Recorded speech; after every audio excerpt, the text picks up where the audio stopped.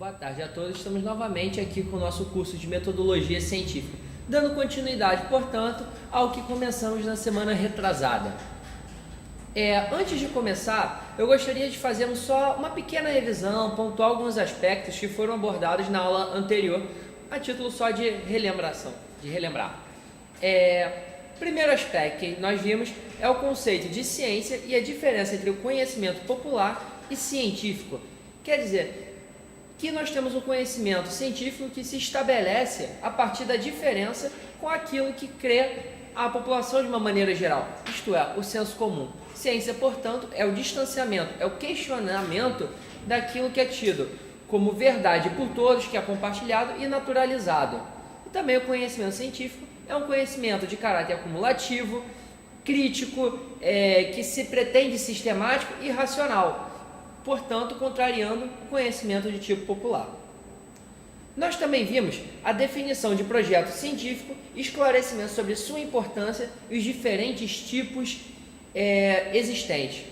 Tal como vimos na outra aula, o projeto científico ele é uma proposta inicial da sua pesquisa. É aquele momento em que o pesquisador, que o investigador, ele começa a delimitar as suas intenções e começa a planejar todo o percurso da sua pesquisa a seguir, sendo por vezes uma exigência da instituição de ensino superior, do programa de pós-graduação, ou então a exigência de um edital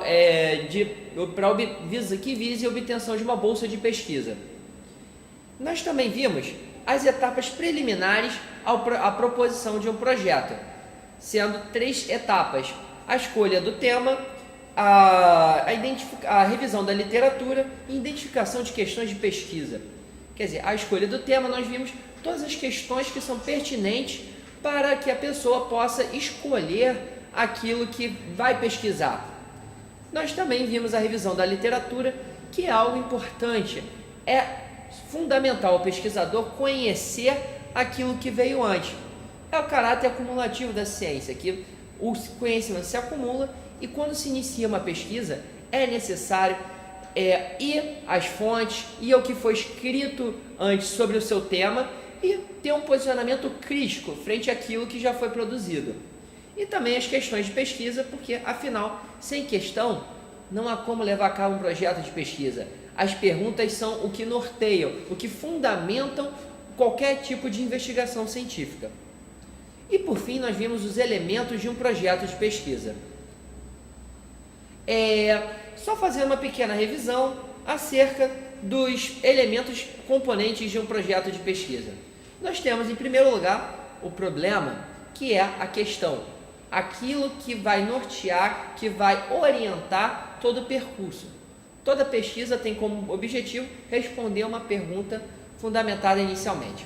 Os objetivos, que tem o objetivo central, que é aquele maior, aquele foco que a sua pesquisa quer ter, e os objetivos específicos, que são pequenas etapas, são objetivos menores que, quando alcançados, quando completados, contribuem para responder ao objetivo central inicialmente proposto. A hipótese, que é uma resposta ao problema inicialmente definido, a metodologia, também a justificativa, que explica a pertinência do seu projeto, sendo que a justificativa ela pode ser de 3 tipos. Primeiro, porque tem algum benefício para a sociedade como um todo, ou então porque vai beneficiar um pequeno grupo, e por fim, também, por que não, embora não tenha um fim prático em si mesmo, imediato, a justificativa ela pode ser também para o progresso do conhecimento científico de maneira geral. O cronograma, que é o planejamento da atividade, o planejamento de tudo que vai ser feito ao longo de todo o tempo de pesquisa. Quer dizer, é pensar quais são as atividades, quando começa as atividades e quando termina, enfim, é o planejamento mesmo do tempo.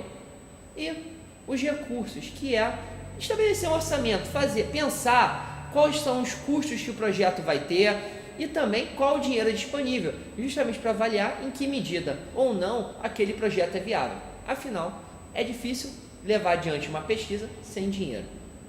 De todos esses elementos do projeto científico, o único que não vimos, não nos aprofundamos na aula passada, é justamente da metodologia, por ser um pouco mais extenso, por demandar várias questões, várias nuances.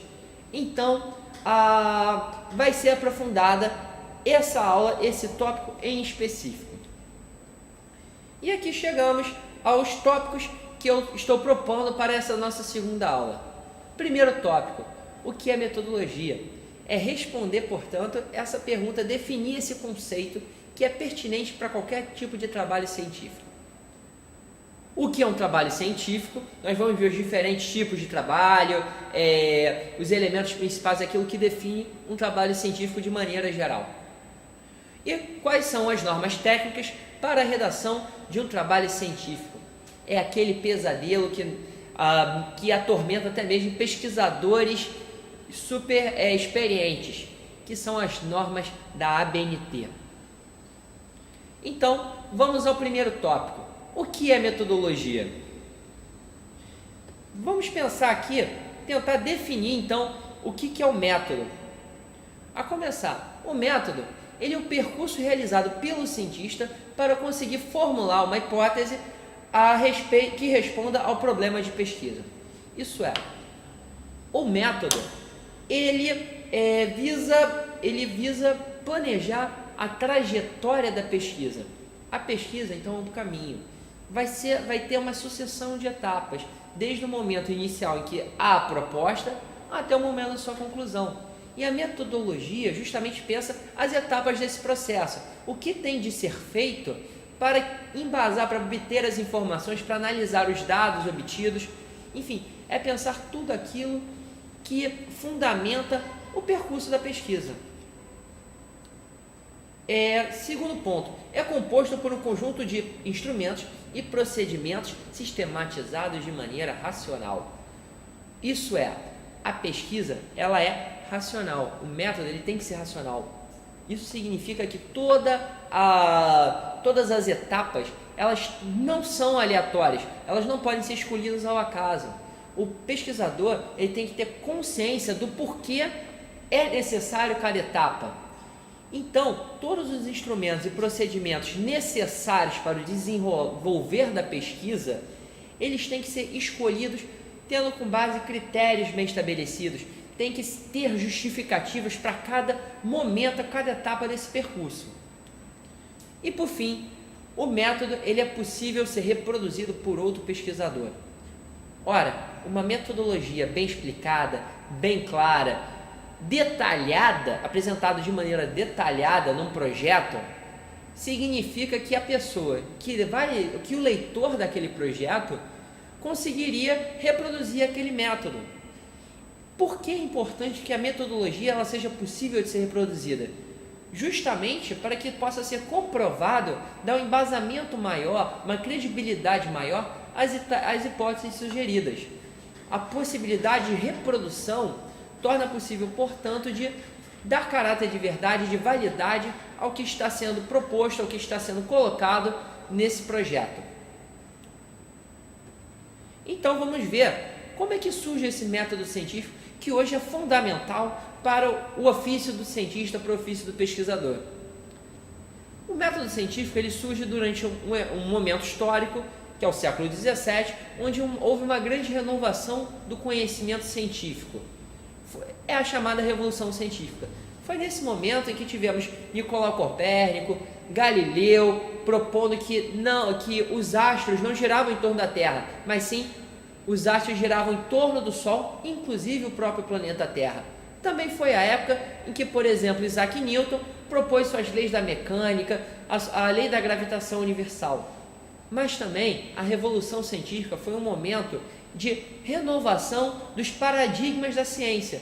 Repensou-se a maneira de como o conhecimento científico era estabelecido.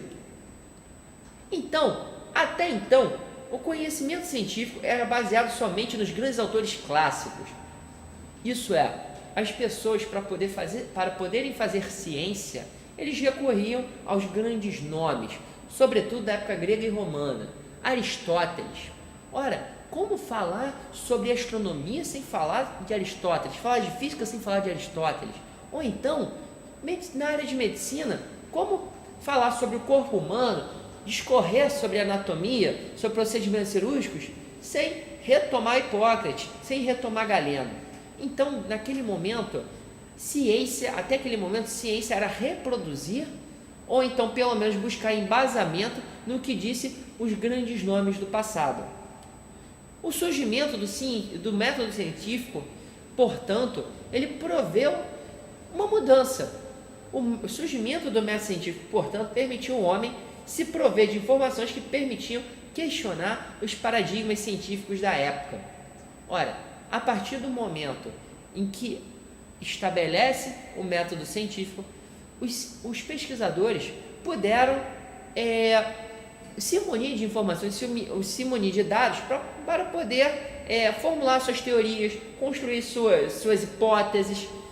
E isso possibilitou esses dados, essas informações que podiam ser aprendidas a partir do método científico, começaram a tornar possível questionar as grandes autoridades do passado. E um grande nome nesse processo é um filósofo, um pensador inglês, que é o Sir Francis Bacon. Sir Francis Bacon, ele tem um papel fundamental na construção do que hoje compreendemos como método científico. Então,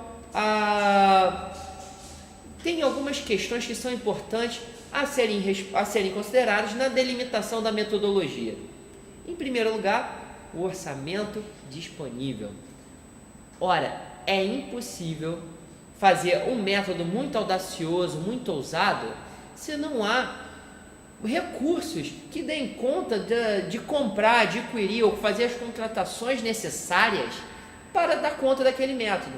Então, a quantidade de dinheiro, de verba disponível para a realização de uma pesquisa tem que ser, sim, considerado no momento de propor uma metodologia. O prazo para a conclusão da pesquisa.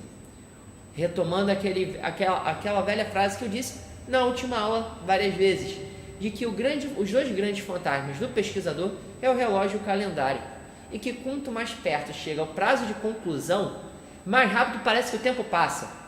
Então, tomem cuidado na hora de propor sua metodologia, quando for fazer esse planejamento, porque uma metodologia muito audaciosa, ela corre risco de se tornar impossível de ser atendida dentro do prazo disponível.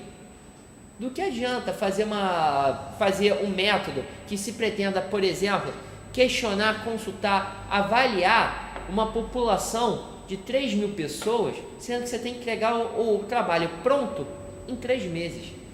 É impossível. Então, considerem sim o cronograma.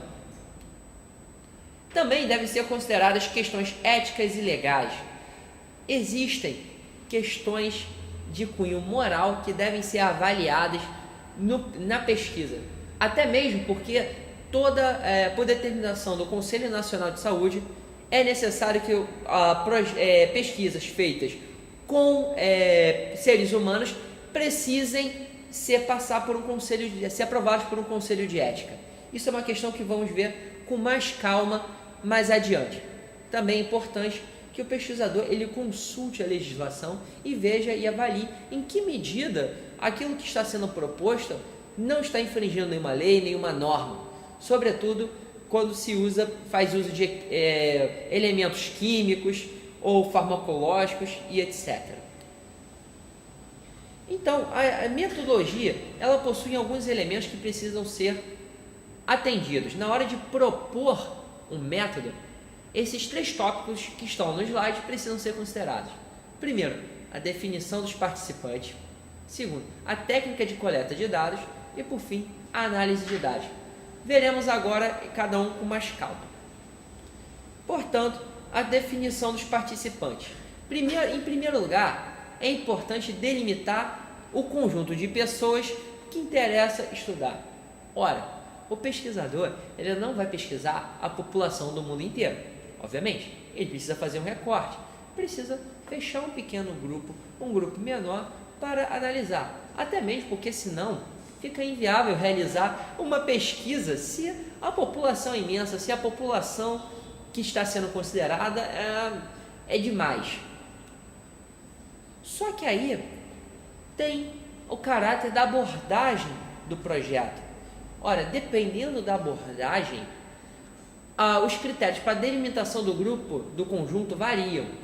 Se a abordagem, portanto, for quantitativa, a amostra deve ser representativa da população, sendo necessários complexos critérios de seleção de participantes. O que isso significa? Que numa abordagem quantitativa, sobretudo em que o pesquisador ele se propõe a fazer algo que seja generalizável para toda uma população mais ampla, ele não vai conseguir dar conta de pesquisar indivíduo por indivíduo que compõe aquela população. Ora, então o que é feito?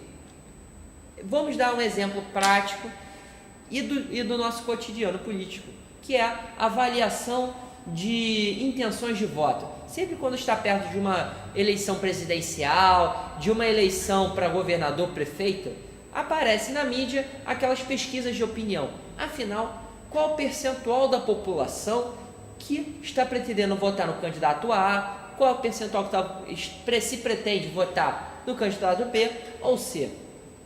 Essa pesquisa, evidentemente, não consulta a população inteira da cidade, do estado ou do Brasil. Primeiro, que é impossível, e segundo, que não consegue dar conta do cronograma estabelecido se for consultar um por um. Então, o que é feito? Se estabelece uma série de critérios em que, dentro daquele grupo menor, tem uma composição parecida, similar à população maior, sobre a qual se quer dar uma conclusão mais geral. Então, dentro de uma pesquisa de intenções de votos, será visto representantes dos mais diversas localizações. No caso de uma eleição presidencial, são consultadas pessoas do Sul, do Norte, do Nordeste, do Sudeste, do Centro-Oeste, e também pessoas dos mais variados níveis sociais, pertencimentos étnicos, idades e gêneros. Então, é preciso ter uma composição variada justamente para tentar ao máximo se aproximar, a partir daquela pequena população, de uma realidade mais ampla. E também nós temos nas abordagens qualitativas. Só lembrando que as abordagens quantitativas é aquelas que pretendem mensurar, pretendem estabelecer quantidades, que, portanto, têm uma aproximação maior com a matemática. Já as abordagens qualitativas são mais subjetivas, pretendem fazer um aprofundamento em casos mais singulares, mais específicos. Nas abordagens qualitativas, não são necessários critérios tão complexos de seleção de participantes. Justamente porque você quer aprofundar casos mais singulares, você quer observar a relação entre fenômenos, as causas do que ocorre, enfocando, repetindo, casos mais singulares, portanto, não tendo preocupação em dados estatísticos e numéricos.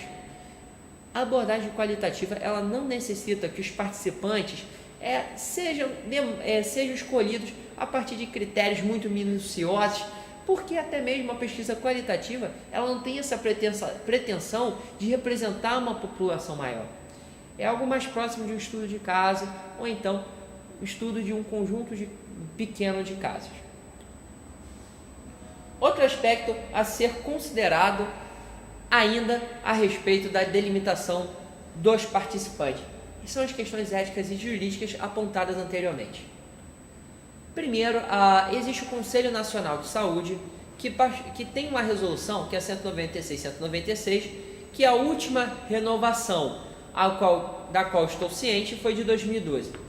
Ela é constantemente, de tempos em tempos, ela é atualizada, porque surgem novas demandas, surgem questões de nova natureza. Por conta disso, é necessário que o pesquisador esteja se atualizando a respeito dessa resolução. Essa resolução, portanto, ela, dentre outros aspectos, ela legisla, ela pensa tudo que é questão referente ao uso à ética da pesquisa e na área de ciências da saúde. E mais que isso, ela também estabelece o que é necessário ou não, o que é possível, o que é mesmo legal ou não para pesquisas realizadas com seres humanos. É um documento muito extenso, não dá para analisar as minúcias dessa documentação. Recomendo que todo pesquisador, em algum momento, sobretudo quando for apresentar o seu projeto a um conselho para avaliação de um conselho de ética, dê uma olhada nessas normas. Um dos elementos principais que há nessa legislação, que tem nessa resolução, que é o termo de consentimento, que é um documento de caráter obrigatório. Iremos pensar sobre ele daqui a pouquinho.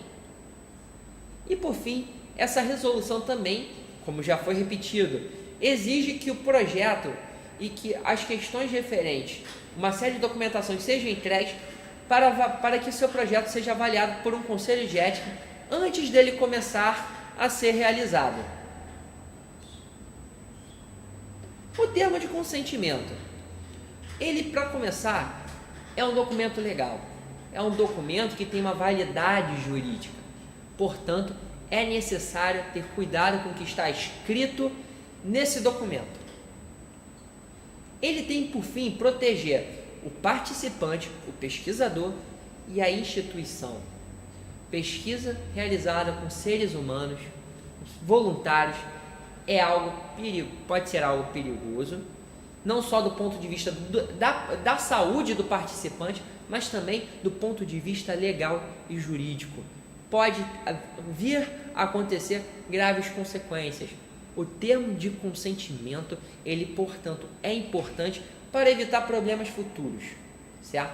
Tanto para o participante, porque a partir dele ele fica ciente do que está acontecendo, quanto para o pesquisador, pois comprova que o pesquisador já estava conscientizando aquele participante sobre os riscos e sobre as condições de realização da experiência, e também da própria instituição na qual aquela pesquisa está acontecendo. E por fim, esse documento ele é de caráter livre e esclarecido. Ninguém é obrigado a assinar, certo? É um termo de consentimento. O participante, o pesquisador e a instituição estão se comprometendo a seguir aqueles termos naquelas condições. Ninguém obrigou eles a assinar, eles estão assinando porque querem, é voluntário a assinatura. E também esclarecido porque esse documento, ele esclarece, ele determina aquilo que vai acontecer durante a pesquisa para todas as partes. Então, a partir do momento em que aquele documento é lido e assinado, todas as partes envolvidas estão em concordância de que a pesquisa irá ser, as atividades relacionadas àqueles voluntários serão realizadas de determinada forma. Como eu disse, esse consentimento, essa liberdade em assinar e concordar com o que está sendo proposto, essa conscientização, esclarecimento dos riscos e tudo mais, é indispensável para que evite-se problemas futuros, tanto por parte da saúde do próprio voluntário, quanto problemas de caráter legal a posteriori.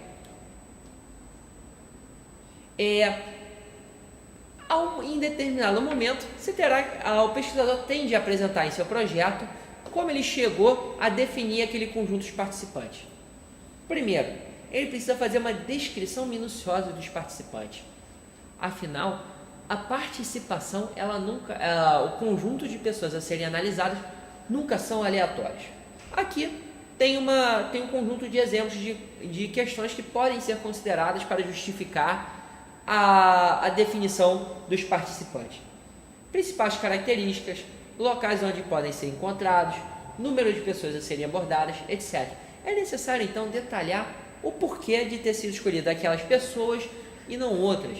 Afinal, como eu disse, a metodologia é necessariamente racional. E também é importante ao pesquisador definir os procedimentos e critérios de seleção dos participantes.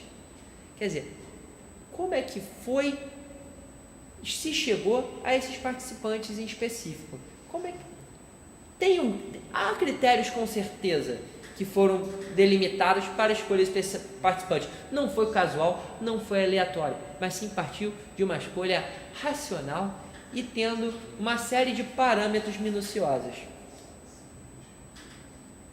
Chegamos a outra parte, portanto, da questão da metodologia, que são as técnicas de coleta de dados. Isso então, só lembrando, nós temos a delimitação dos participantes, as técnicas de coleta de dados e nós temos a análise dos dados obtidos. São as 3 etapas da metodologia. Essas técnicas de coleta de dados têm como objetivo fornecer informações úteis à pesquisa. O método, ele só vai ser pertinente se estiver em conformidade, se realmente aquele conjunto de procedimentos e instrumentos derem conta do problema, do objetivo que o pesquisador pretende alcançar. Então, as informações não podem ser informações aleatórias, definidas na metodologia. Elas têm que estar em conformidade com o objetivo. Isso quer dizer que, por exemplo, um biólogo que queira fazer uma pesquisa sobre zebras não pode ter um método de técnica de coleta de dados sobre elefantes. Os dados a serem coletados, eles têm que ter a ver com o que está sendo proposto, tem que ter uma coesão, uma coerência na proposição dessa busca das informações. Outro aspecto são aqueles que precisam ser considerados. Primeiro, a fidedignidade, ou seja, o grau de exatidão de dados. O quão objetivo são os dados que serão obtidos nessa etapa da coleta dos dados. Lembrando que quanto mais objetivo, quanto mais direto ao ponto forem os dados que interessam ao pesquisador, que serão coletados durante a execução do método, melhor vai ser para embasar a pesquisa.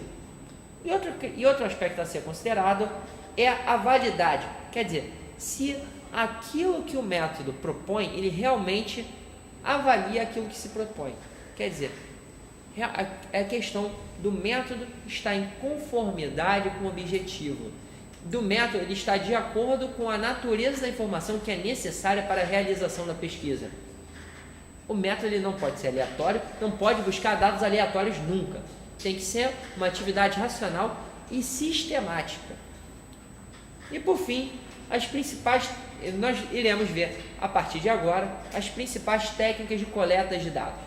Nós temos a observação, a entrevista, o questionário, a escala e o exame laboratorial. Sobre o exame laboratorial, não iremos aprofundar aqui, porque é um campo muito rico, há várias possibilidades de tipos de exame laboratoriais e que variam de área para área dentro do campo da saúde. Nós aprofundaremos, então, as outras técnicas de coleta de dados. Começamos, primeiramente, com a observação. Ela se baseia no contato direto com as pessoas ou por meio de instrumentos auxiliares, seja câmera fotográfica, filmadora, etc. O que quer dizer? A observação é o pesquisador se pôr frente ao participante da pesquisa, aquela população que ele está analisando, e procurar dados visuais, auditivos, táteis, ou seja, ir com seus próprios sentidos e aprender o fenômeno, tentar compreender aquilo que está acontecendo. Então, portanto, é uma metodologia de caráter muito sensorial. É buscar aprender com os sentidos aquilo que está acontecendo na pessoa que está participando da pesquisa.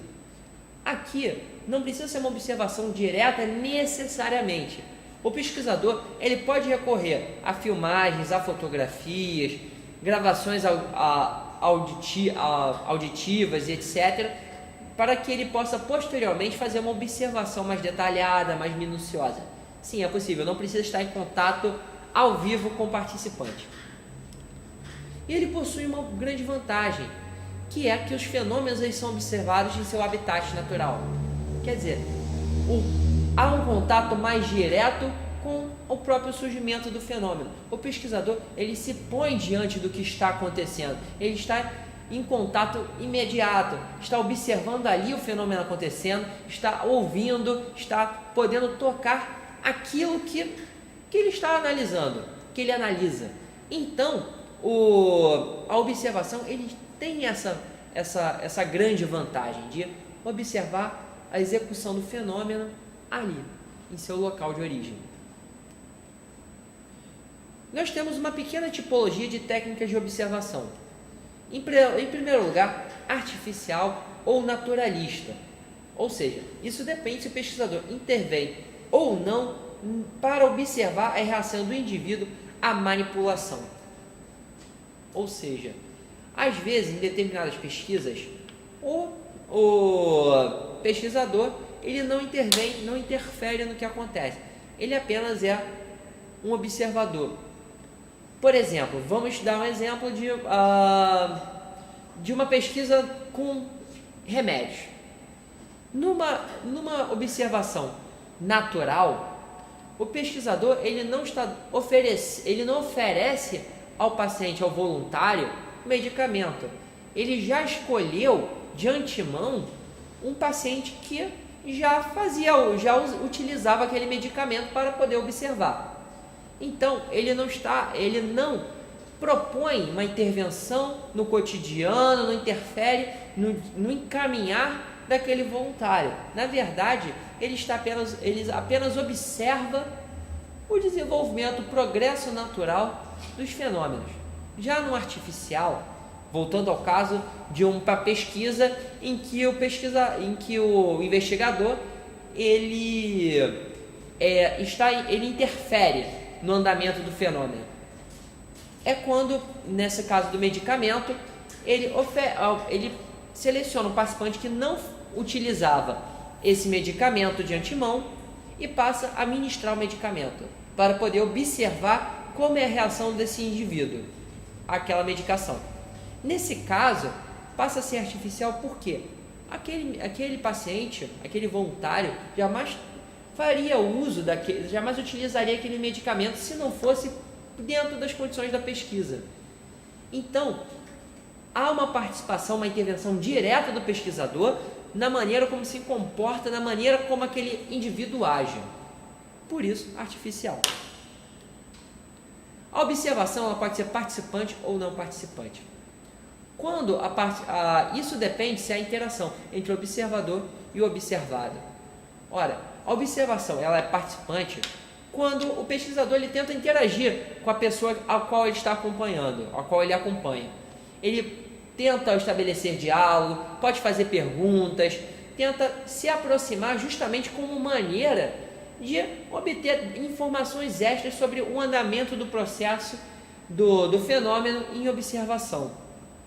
Quando é não participante, a postura do pesquisador é puramente passiva. Ele apenas se põe como mero observador, não busca um contato direto com aquele participante. As informações a serem obtidas, então, é puramente a partir de sinais auditivos, de sinais visuais, táteis, etc. Não há, portanto, uma preocupação em dialogar com o participante a fim de obter dados extras que forneçam novas informações. E, por fim, a observação ela pode ser sistemática ou assistemática. É importante que o pesquisador ele mantenha registros sobre os dados que ele obtém, que ele analisa. Tudo que ele observa precisa ser anotado.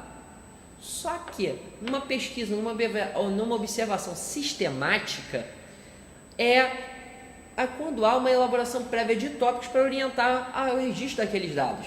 Ou seja, o observador ele estabelece uma espécie de planilha ou tópicos que serão preenchidos à medida em que ele se mantém em contato com o fenômeno em estudo. Se é sistemático, ele não estabelece um critério ou as etapas de registro dos dados. Ou seja, é um registro de caráter mais subjetivo. Ele vai produzir um relatório, um texto, ele é mais livre no registro desses dados.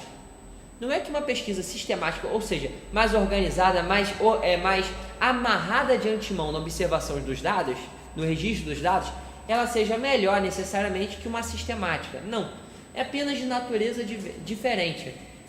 Isso é algo a ser avaliado pelo pesquisador antes de começar a observar os fenômenos. Quanto mais sistematizado for o método de registro, mais objetivo é a coleta dos dados, mas também mais direcionado, mais delimitado. Já quando a pesquisa é mais, o registro dado é assistemático, o pesquisador ele tem uma possibilidade maior, uma liberdade maior na hora de fazer suas anotações. Então, nós temos outro método de coleta de dados, que é a entrevista, que também pressupõe um contato mais direto com a pessoa observada pelo pesquisador. Esse método de coleta de dados é uma forma que propõe o contato face a face entre o pesquisador e o pesquisado. Então, é o contato direto. Assim como na observação, que tem esse contato próximo, na entrevista há um contato ainda maior. Pressupõe que o pesquisador ele vai se aproximar da pessoa pesquisada, da pessoa em observação, e vai fazer uma série vai propor uma série de questões. Apresenta um formato flexível e aberto, em que implica grande participação do pesquisador. Ora, o formato, a entrevista, ela possibilita com que o entrevistado narre todas as suas experiências, etc. Por conta disso, o pesquisador, ele no momento em que executa a entrevista, tem uma certa flexibilidade em propor novas questões de imediato, em conformidade com as respostas que são dadas pela pessoa que está sendo observada. A entrevista, então, ela é mais subjetiva, ela possibilita uma coleta mais ampla de dados a partir daquilo que é respondido pela pessoa pesquisada. Há algumas recomendações na realização de entrevistas.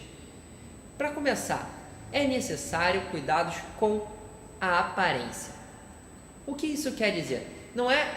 Cuidados com a aparência é uma medida que é necessária justamente por causa desse segundo ponto, que é deixar o entrevistado à vontade. Perdão, está entrevistador, mas é entrevistado. Ora, os cuidados com a aparência é você se preocupar na maneira como você está se vestindo, justamente para não causar constrangimento ou ficar inadequado para o ambiente social e cultural daquela pessoa que está entrevistando. Daremos exemplo de uma pesquisa a ser realizada, por exemplo, numa grande empresa. O grupo de participantes são altos executivos de uma multinacional. Ora, a pessoa não pode ir o pesquisador ele não pode se apresentar perante esse grupo vestido de uma maneira muito informal. Ele tem que utilizar uma roupa adequada ao ambiente de um diretório de executivos de uma multinacional, justamente para não ficar deslocado, para manter um certo grau de respeito por parte daquelas pessoas. Em contrapartida, se a população que está participando daquela entrevista for uma população mais pobre, mais humilde, sem tantas condições econômicas,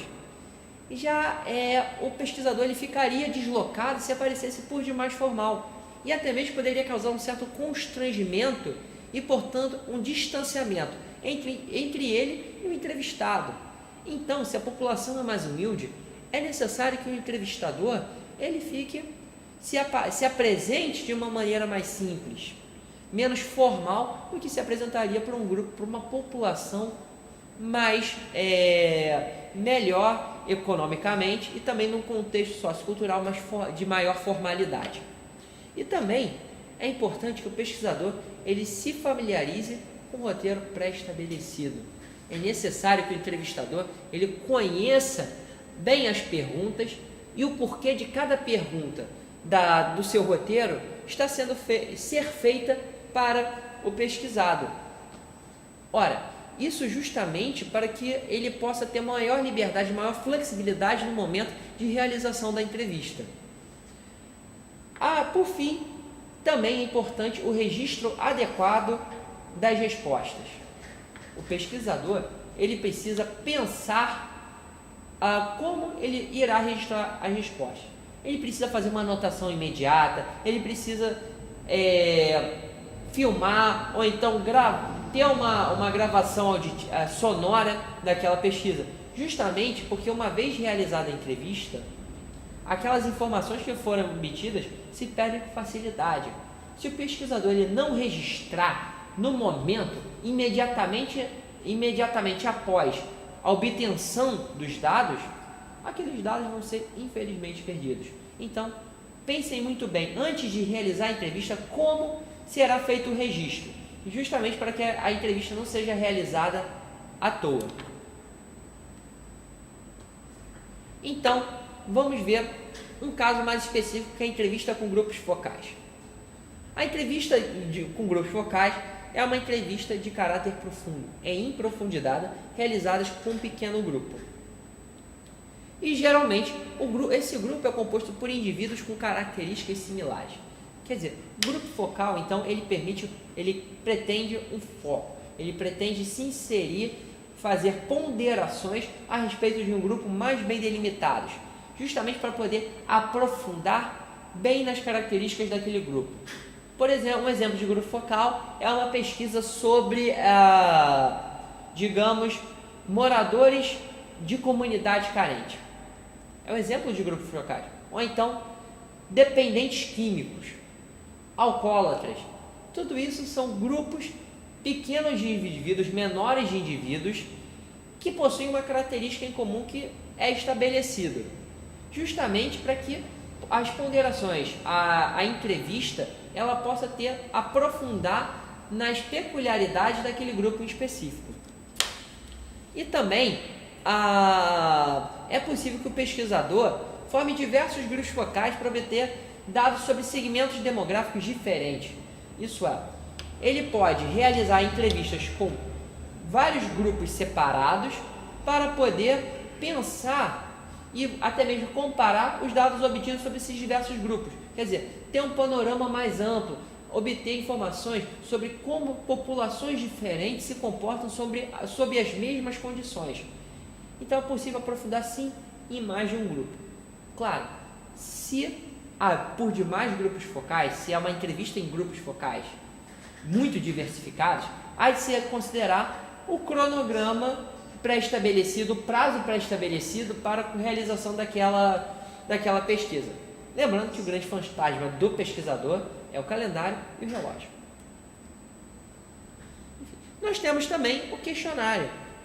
O questionário consiste num conjunto de perguntas pré-estabelecidas a ser respondido por um grupo de pessoas. Quer dizer, o questionário é algo, não é mais difere da entrevista na medida em que a entrevista, o pesquisador, ele está em contato direto com a pessoa. Ele para e faz uma série de questões para uma pessoa, um indivíduo em específico. E tem uma maior subjetividade, um grau maior de flexibilidade. O questionário não.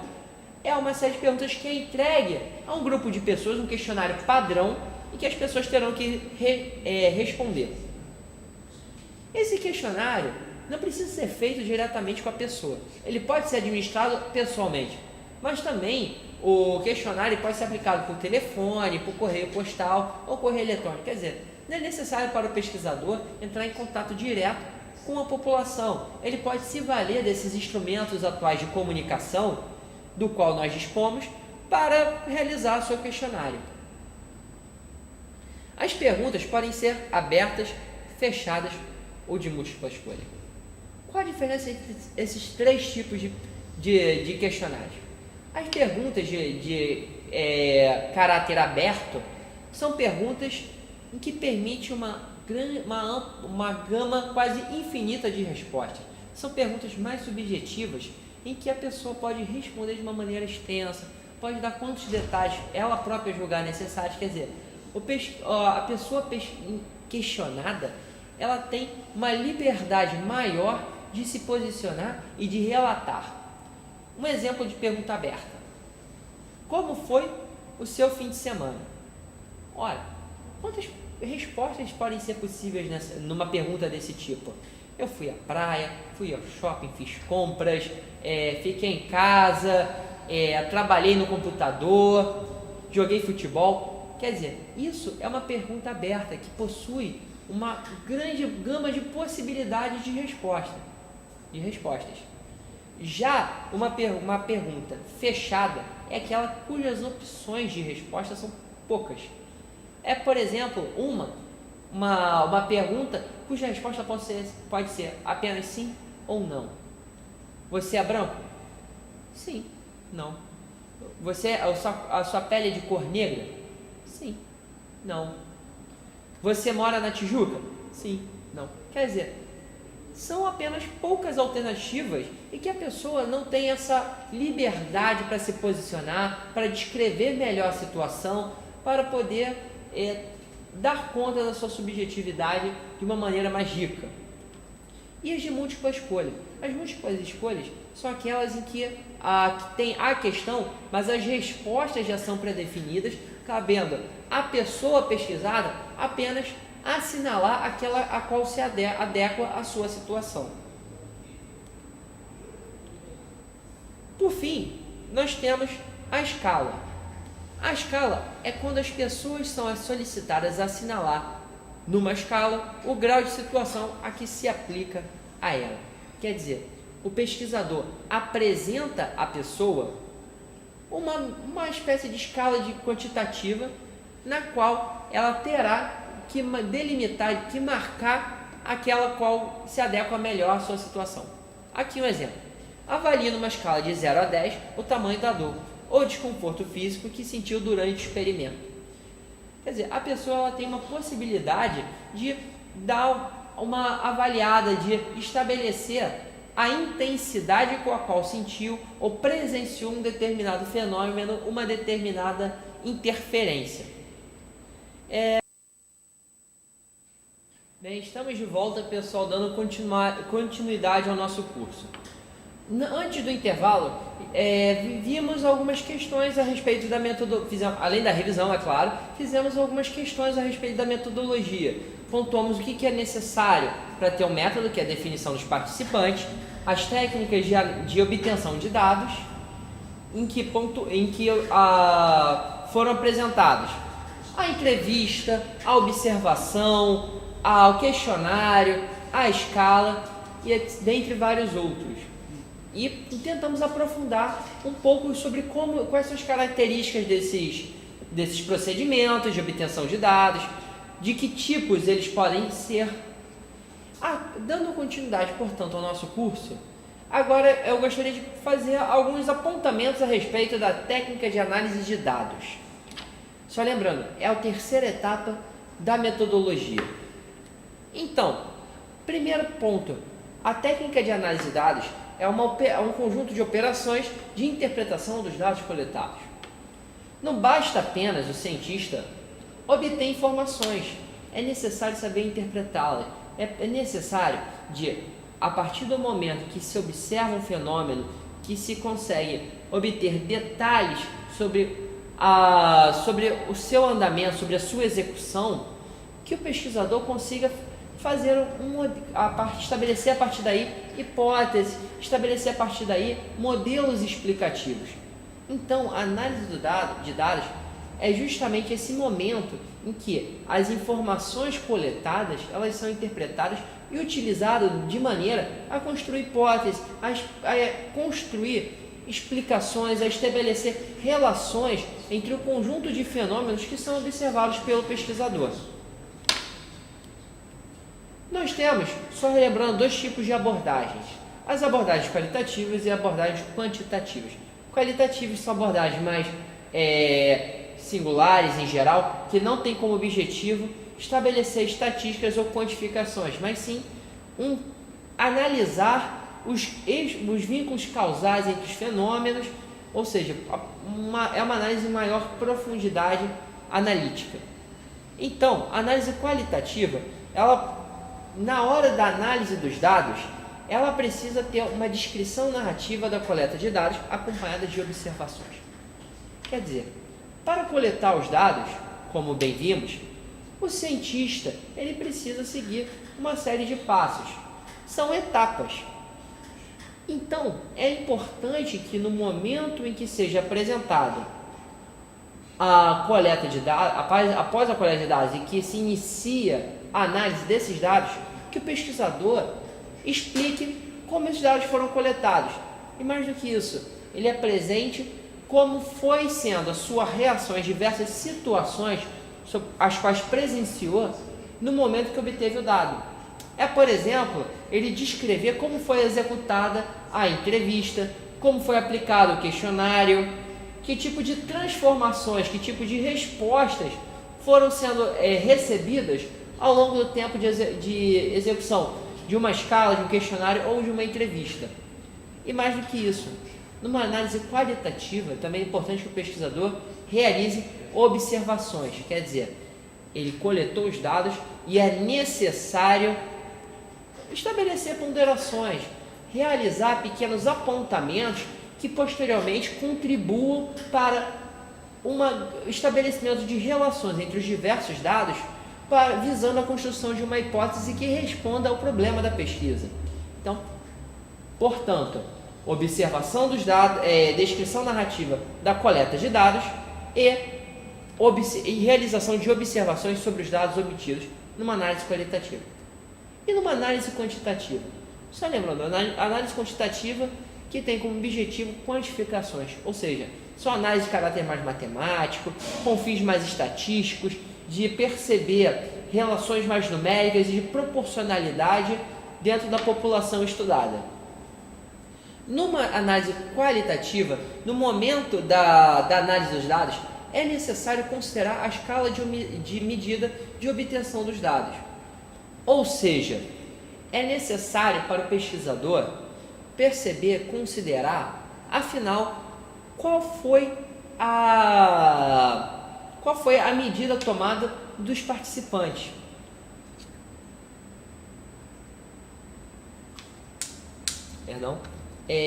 A medida dos participantes, quer dizer, quantos participantes haviam durante a execução daquela pesquisa? Quais foram os critérios de seleção desses participantes? Como foi que se chegou àquela população? Tudo isso tem que ser considerado no momento de realizar a interpretação, a análise desses dados quantitativos. Então, uma análise quantitativa, ela não acaba apenas no estabelecimento da estatística. É também importante saber interpretar os números, saber interpretar as estatísticas, as probabilidades, etc. Do contrário, apenas a pesquisa ela fica superficial. E para realizar essa atividade de interpretação de dados numéricos, é necessário esclarecer para o leitor, para a pessoa ao qual se apresenta a pesquisa, quando concluída, qual foi essa escala, como foi a medida desse grupo de participantes. Com isso, vamos ao segundo tópico dessa aula. Afinal, o que é um trabalho científico?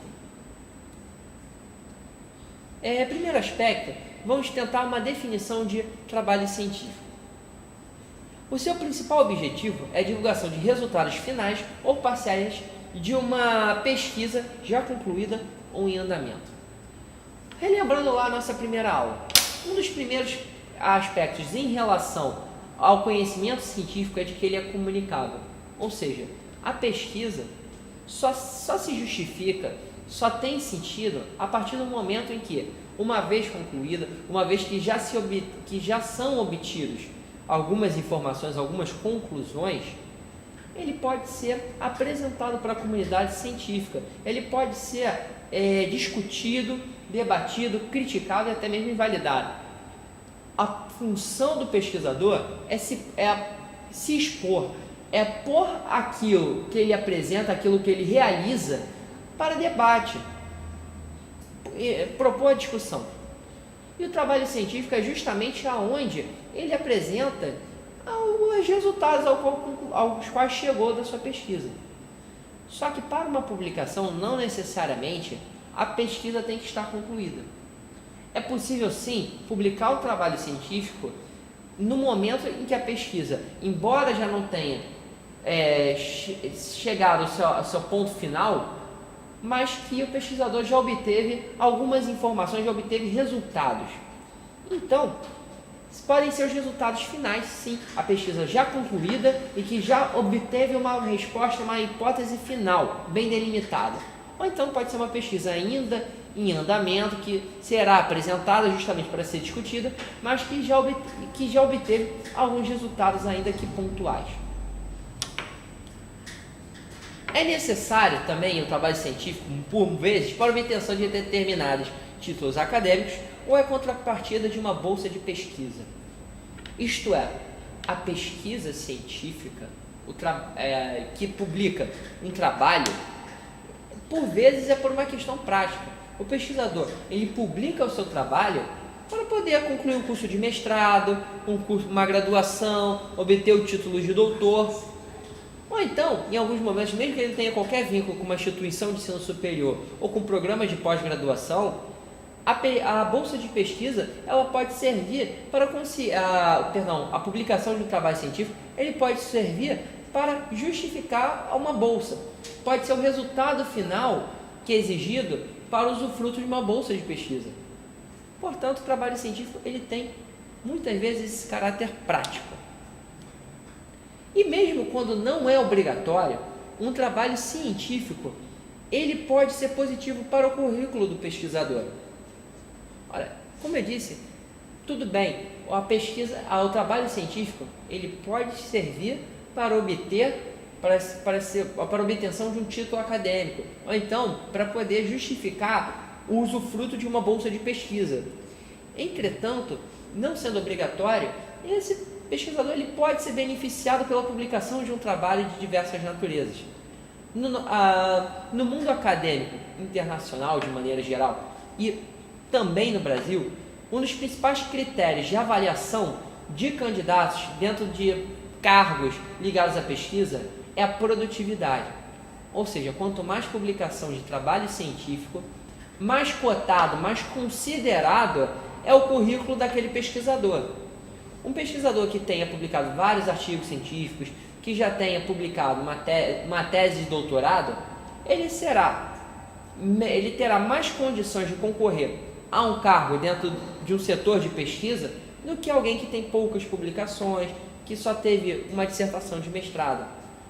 Sim, se você quer continuar na trajetória acadêmica, publicar é importante.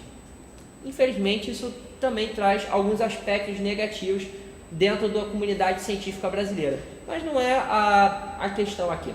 Aqui é só destacar que a produtividade é sim um critério de avaliação e de seleção em muitos casos dentro do mundo acadêmico e científico. Nós temos diversos tipos de trabalhos científicos. Aqui apenas pontuo alguns dos principais, que é o artigo, a resenha e trabalho de conclusão de curso.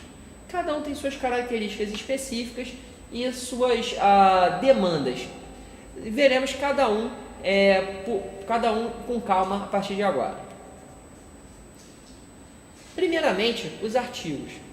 Os artigos eles são publicados em revistas acadêmicas, em revistas científicas, atas de congressos, jornais ou boletins.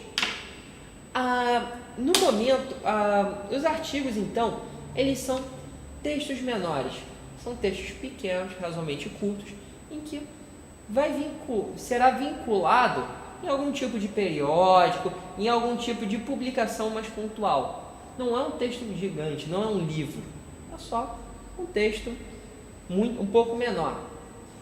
Eu pontuei nessa ordem revistas científicas, atas de congressos, jornais ou boletins. Não foi casual essa ordenação. Essa ordenação é porque segue o grau de pertinência para o currículo de cada tipo de ambiente em que um artigo é publicado. Quer dizer, um artigo publicado numa revista científica, ela possuirá um respaldo maior, uma significação maior para o seu currículo do que algo publicado numa ata de congresso, que por sua vez é maior do que uma publicação em um jornal leigo. Então, a revista científica é o melhor lugar para a publicação de um artigo científico. Outra característica do artigo é que ele é um texto original, integral e completo. O artigo, para integrar uma revista científica, ele não pode ter sido publicado em nenhum outro lugar antes. Ele tem que ser 100% original, tem que ser algo novo. E mais do que isso, integral, quer dizer, ele não pode estar ele tem que ter uma formatação seguida à risca. Ele tem que estar no seu formato integral, tem que dar conta dos objetivos propostos para ele e também chegar às conclusões. E também tem que ter caráter completo, ele não pode ser entregue pela metade, ele tem que ter início, meio e fim. Geralmente ele possui cerca de 20 páginas, e aqui é apenas uma média. Não existe muito um padrão de tamanho para artigos científicos. Pode ser observado um artigo científico publicado em uma revista de 40 páginas, enquanto outras revistas publicam artigos de 10 páginas. Isso varia muito de situação para situação, isso não é uma regra. Cada tipo de publicação, cada veículo de divulgação de trabalhos científicos estabelece regras de mínimos e de máximos de páginas. Isso tem uma grande gama de possibilidades, cada comitê editorial decide por si próprio como é que fica essa questão do máximo e de mínimo de páginas. Mas geralmente, o habitual é que na academia se aceite 20 páginas como o pertinente para um artigo científico numa revista. E também possui introdução, desenvolvimento e conclusão. É uma redação formal, portanto, é um texto dissertativo argumentativo, em que ela tem que ter início, meio e fim. Uma introdução que proponha qual é o objetivo do artigo, qual será o método utilizado para alcançar as conclusões, se delimite os conceitos e tudo mais.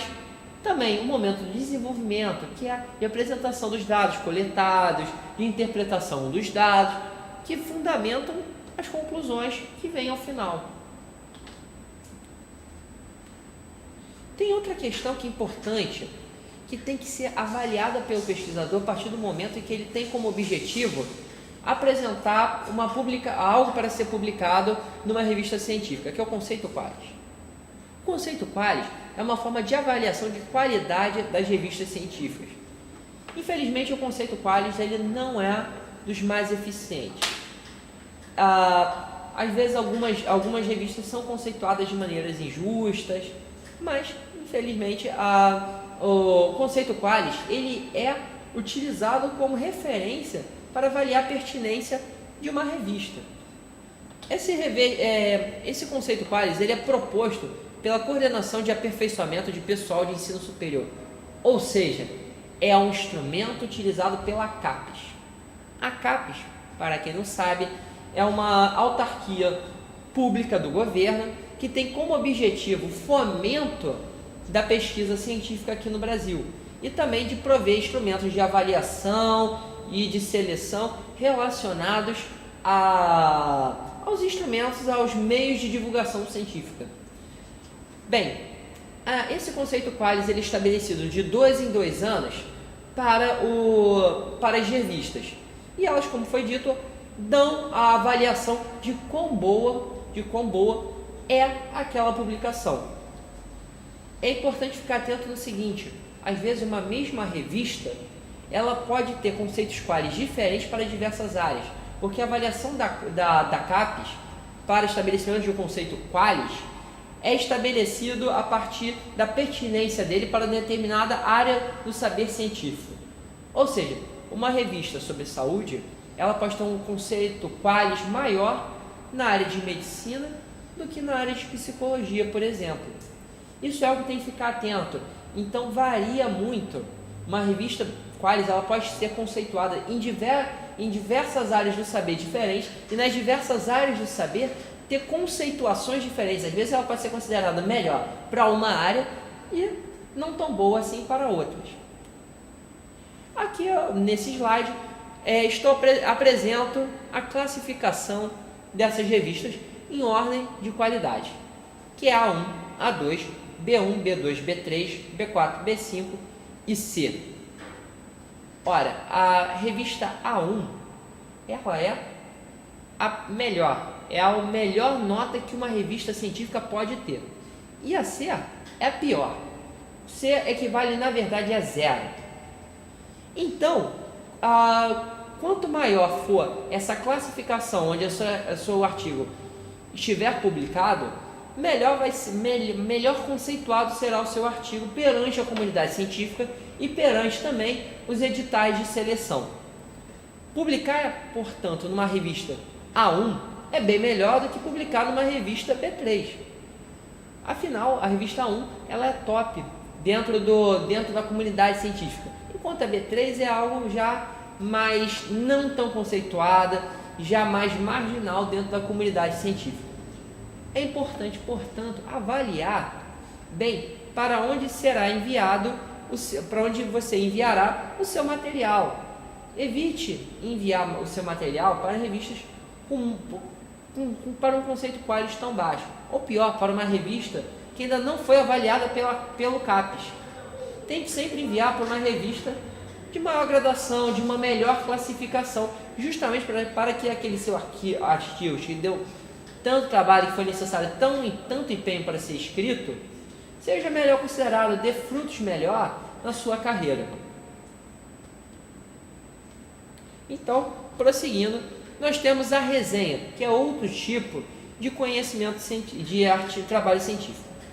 Ele consiste num resumo crítico de um trabalho, e geralmente um livro. Ele possui uma certa estrutura padrão, que é, primeiro, a descrição das propriedades da obra. Ou seja, no momento em que o pesquisador ele faz a resenha de um trabalho que não é seu, ele vai apresentar quais são as características, os eixos centrais do trabalho do qual ele analisa. Qual é o título, onde foi publicado, por quem foi publicado, quais são os objetivos daquele trabalho e etc. Apresentar de uma maneira mais geral as características daquela obra. Em seguida, ele relata as credenciais do autor. Ou seja, ele apresenta quem é o autor, qual a sua inserção acadêmica, se ele é professor de alguma universidade, e também fazer uma breve pontuação da trajetória de pesquisa dele.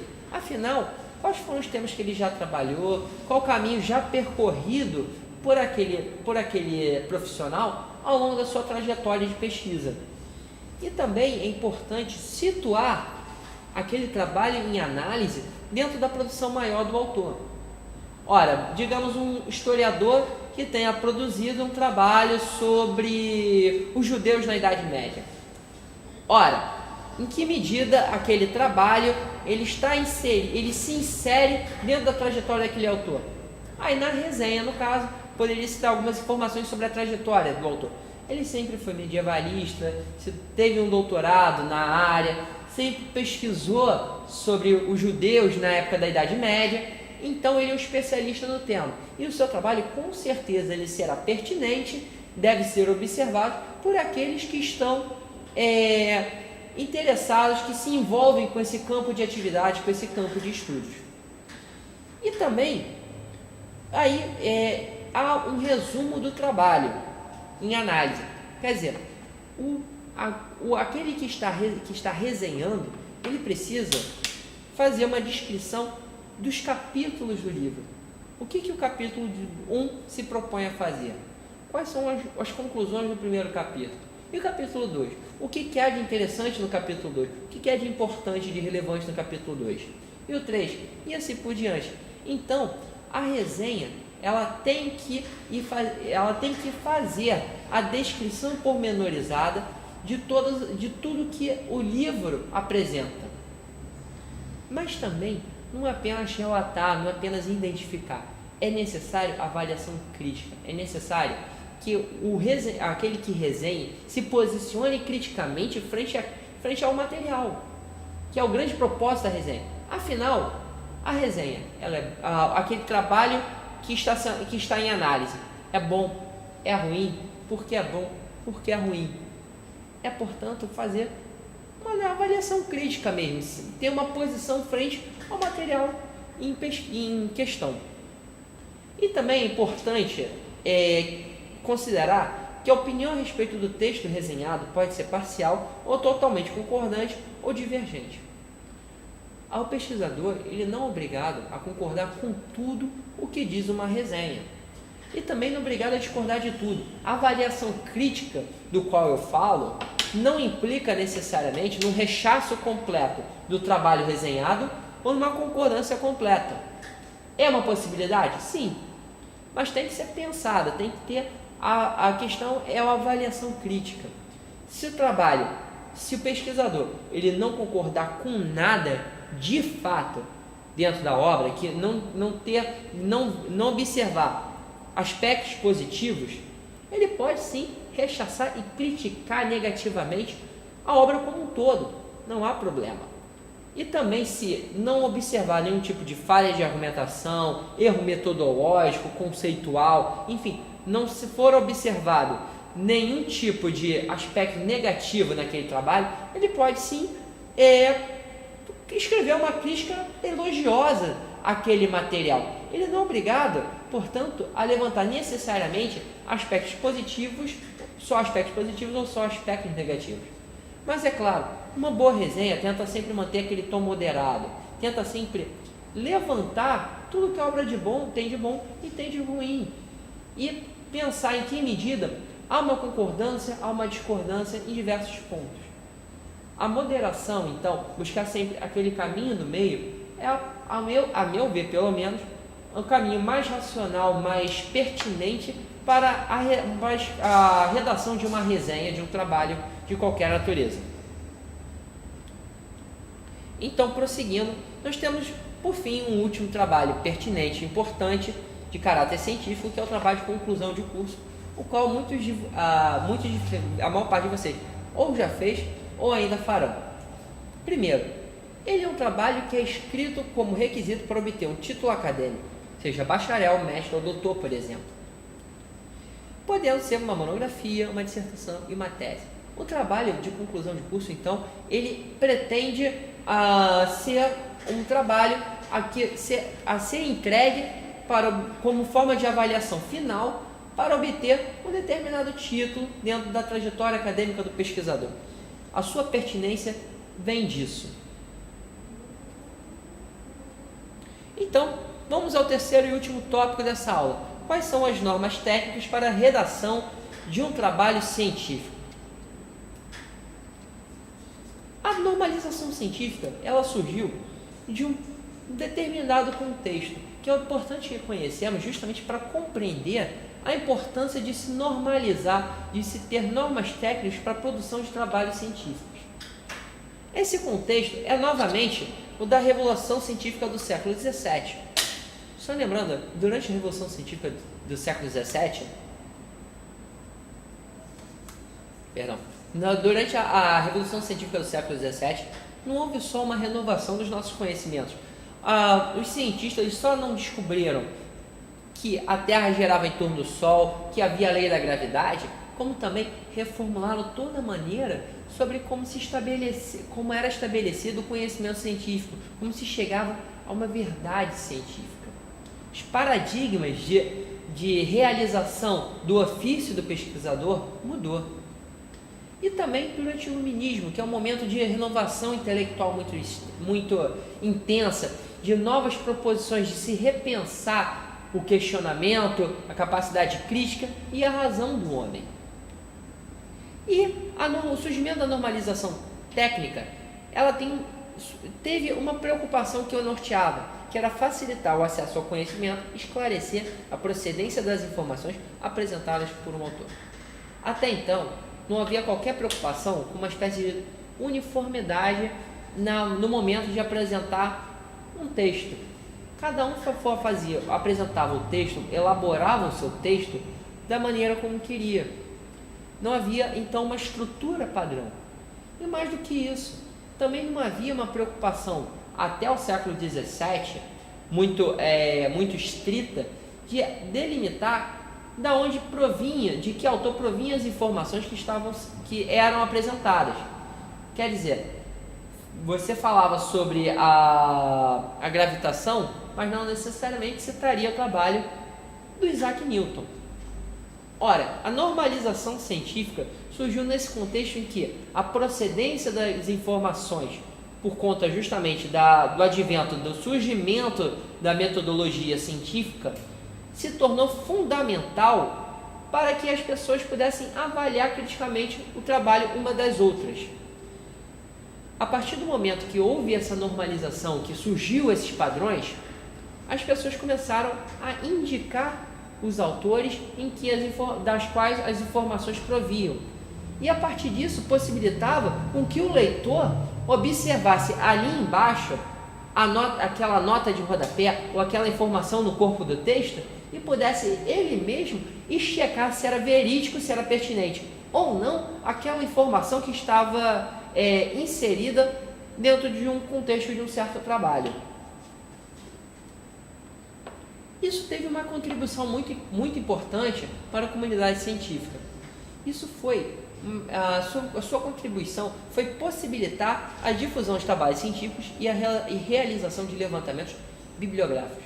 Isso permanece até hoje. Muitos trabalhos acabam sendo conhecidos por conta de um trabalho de maior projeção. Ora, se você escreve seu texto, apresenta e cita a origem, a procedência das informações de maneira adequada, qualquer leitor pode ir lá e ver de qual autor proveio a informação e ele mesmo ir direto à fonte e averiguar sobre como aquela informação foi obtida pelo pesquisador primeiro. Com isso, permite uma difusão maior dos trabalhos científicos. Trabalhos que publicados há muito tempo atrás ou publicados em revistas de menor projeção, portanto, se tornam possíveis de serem conhecidos a partir de citações posteriores de outros autores. E também se torna importante para a realização de levantamentos bibliográficos. Lembrando, antes mesmo de realizar o seu trabalho de projeto de pesquisa, é necessário ao pesquisador fazer um levantamento bibliográfico, uma revisão da literatura. Um dos melhores meios de se obter indicações bibliográficas é ir nos autores e observar as notas de rodapé, observar a relação bibliográfica ao final do livro, para saber o que foi produzido a respeito de um determinado tema. Então, uma relação bibliográfica dentro das normas técnicas contribui muito para que outros pesquisadores no futuro possam pegar o seu trabalho e buscar aqueles textos que fundamentaram as suas informações, que fundamentou a formulação de suas hipóteses, das suas teorias explicativas e continuar fazendo um levantamento daquele material e observar a procedência das informações. Aqui no Brasil, nós temos uma empresa responsável pela padronização técnica, que é a Associação Brasileira de Normas Técnicas, a ABNT. É uma entidade privada sem fins lucrativos, ou seja, não está ligado ao governo. Ela se sustenta basicamente, além de doações, porque provém cursos pagos a respeito de normas técnicas. Ela foi criada em 1940 e tem por finalidade responsabilizar-se pela normalização técnica do país. Então, embora ela seja uma entidade privada, não esteja ligada ao governo, ela é uma empresa prestigiada, uma entidade prestigiada pela comunidade científica aqui no Brasil. Ela tem um mérito reconhecido, ela de fato tem autoridade legítima perante a comunidade científica para justamente estabelecer essas normas técnicas. Ela também está vinculada à Organização Internacional para a Padronização, a famosa ISO. Olha, então, ela está dentro de toda uma estrutura internacional. Ela possui uma projeção, ela está inserida num contexto muito maior e é responsável pelo diálogo de determinações mais amplas, adaptadas ao contexto científico brasileiro. Mas também é importante observar o seguinte, que algumas instituições de ensino superior, programas de pós-graduação e revistas científicas exigem regras diferenciadas a respeito das normas técnicas. O que isso quer dizer? Apesar de todo o prestígio da ABNT, de toda a sua relevância social e para a comunidade científica, para o estabelecimento de padrões técnicos, a ABNT, as regras da ABNT não necessariamente são aceitas integralmente em todos os ambientes. Há determinadas, embora normalmente as instituições de ensino superior, os programas de pós-graduação e as revistas científicas, elas dialoguem com as normas técnicas da BNT, por vezes fazem propostas, têm determinações que se distanciam daquilo que é oficialmente defendido pela BNT. Então, é importante que sempre que o pesquisador tentar uma publicação, ele procure, dentro daquele ambiente onde ele procura publicar seu material, observar quais são as normas técnicas específicas exigidas por eles. Porque, afinal, há determinações que se distanciam da BNT, para tentar se adequar aos padrões técnicos exigidos para a publicação naquele ambiente. Então, nós temos as chamadas NBRs. As NBRs são justamente os documentos publicados pela BNT para esses fins normativos. Essas NBRs, é importante destacar, elas são os documentos oficiais da BNT. Só que, tal como às vezes acontece no ambiente jurídico aqui do Brasil, onde algumas leis às vezes são revogadas ou novas leis surgem, a BNT também possui uma certa fluidez. Ao longo do tempo, as suas normas variam para aperfeiçoar, para dar conta de novas demandas, como, por exemplo, o advento da internet, onde muitos artigos não são mais publicados na forma física, mas apenas em ambientes virtuais. A BNT, ela varia suas normas ao longo do tempo. Então, tem algumas NBRs, alguns documentos que são revogados, que perdem sua validade como um todo e são substituídos por outras NBRs mais atualizadas, mais bem detalhadas, mas em conformidade com o atual contexto em que vivemos na comunidade científica. Separei algumas das principais NBRs em vigor. São só algumas, tá, gente? Não tem como aqui falar de todas as que estão em vigência. Essas são as principais que precisam ser conhecidas e consultadas para a realização de um trabalho acadêmico. Primeiramente, a NBR 6023, responsável pela apresentação de citações. Ou seja, sempre que você fizer uma citação direta ou indireta no seu trabalho, você tem que observar essa NBR. Também nós temos a 6024, que normaliza a numeração progressiva das seções.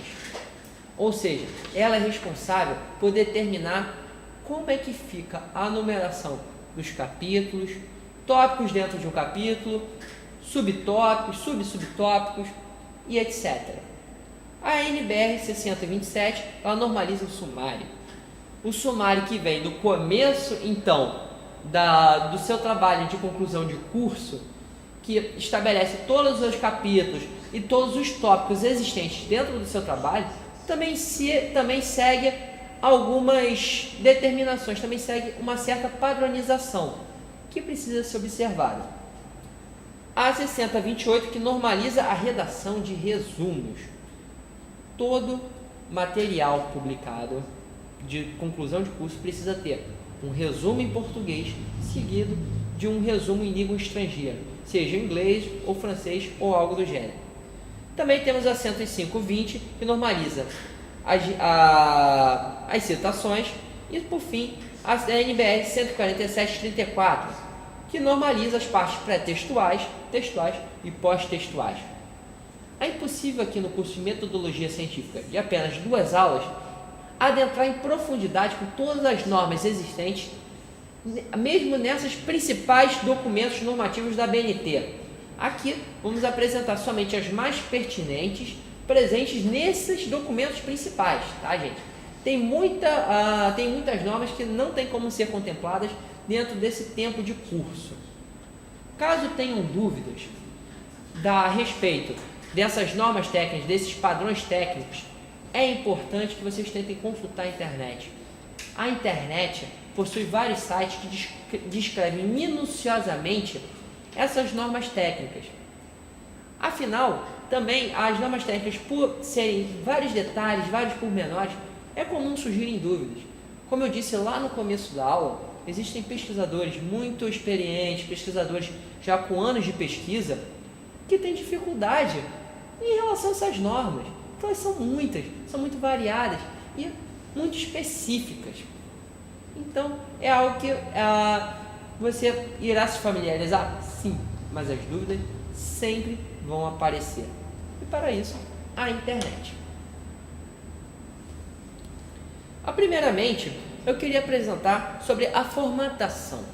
Existe um conjunto de uma determinada formatação, portanto, para os trabalhos científicos.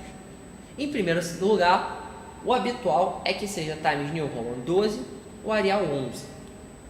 Espaçamento duplo é o que pede a BNT, mas muitas instituições de ensino superior e programas de pós-graduação não pedem espaçamento duplo por argumentar que é um desperdício de espaço, que acaba gerando mais papel, enfim.